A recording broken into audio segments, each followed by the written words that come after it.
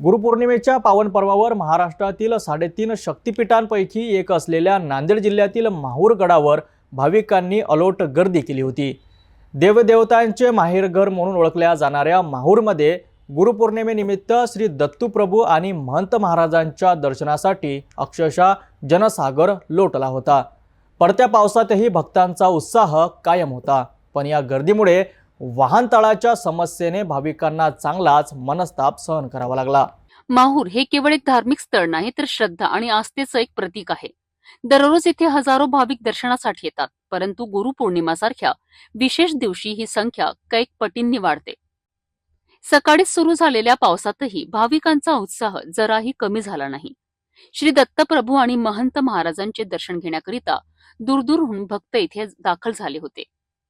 या अलोट गर्दीमुळे माहूर गडावरील शिखर संस्थान आणि रेणुका मातेच्या परिसरात मोठी वाहतूक कोंडी झाली आहे। वाहनतळासाठी अपुरी जागा असल्याने भाविकांना आपली वाहने कुठे पार्क करावी हा प्रश्न पडला आहे। यामुळे परिसरात काही काळ गोंधळाचे वातावरण निर्माण झाले आहे। माहूर पोलीस स्टेशनचे पोलीस निरीक्षक गणेश कराड, उपनिरीक्षक पालसिंग ब्राह्मण, गजानन जाधव, पोलीस नाईक प्रकाश गेडाम, वाहतूक पोलीस ज्ञानेश्वर खंडारे यांनी तातडीने परिस्थितीचे गांभीर्य ओळखलेत। शिखर संस्थान आणि रेणुका माता मंदिराच्या कर्मचाऱ्यांनीही त्यांना मोलाचे सहकार्य केलेत। या सर्वांच्या प्रयत्नांमुळे अवघ्या 1 तासात वाहतूक सुरळीत करण्यात आली आणि भाविकांना सुलभपणे दर्शन घेता आले।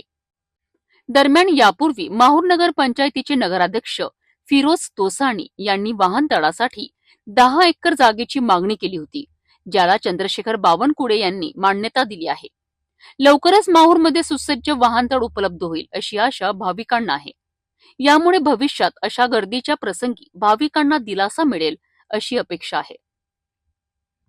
माहूर गडावरील गुरुपौर्णिमेच्या या गर्दीने येथील धार्मिक महत्त्व पुन्हा एकदा अधोरेखित केले आहे। प्रशासनाच्या आणि स्थानिक कर्मचाऱ्यांच्या योग्य नियोजनामुळे भाविकांना त्रास न होता दर्शन घेता आले, हे कौतुकास्पद आहे। मात्र भविष्यात अशा गर्दींच्या व्यवस्थापनासाठी कायमस्वरूपी उपाययोजना करणे गरजेचे आहे आणि नवीन वाहनतळाच्या निर्मितीमुळे ती लवकरच पूर्ण होईल अशी आशा आहे।